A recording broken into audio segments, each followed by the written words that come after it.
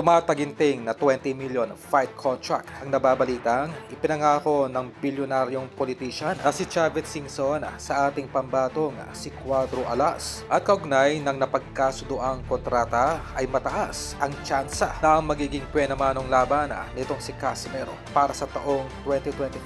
sa ilalim ng management ni Singson ay kakasa sa Amerika na kung saan ang former unified champion Burujun Akmadalib ang priority opponent na planong i-match up itong si Singson para sa ating pambato. At kaugnay nito ay kinumpirma ng kampo nitong si Alas na may 2 linggo nang sumasabak sa light training itong si Casimero para sa nasabing laban nito sa US na gustong ikasa ni Chavez sa katapusan ng Mayo hanggang sa unang bahagi ng Hunyo ng taong kasalukuyan. Para po sa kalaman na lahat, itong si Chavez Singson ay may malalim na koneksyon sa top rank promotion sa Amerika at ang nauna nitong hawak na si Charlie Suarez mabibigyan muli ng laban sa Amerika sa isang world title fight kontra Emmanuel Navarrete. Ganun na lamang kalakas ang impluwensya nitong si Chavez, kaya di malayo na sa anumang araw ay susunod na rin itong si Alas na mabibigyan ng oportunidad na dumayo ng Amerika para sa isang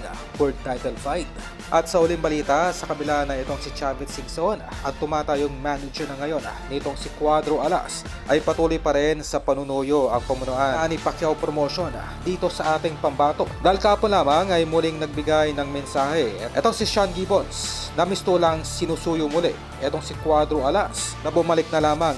ng kanilang promotion.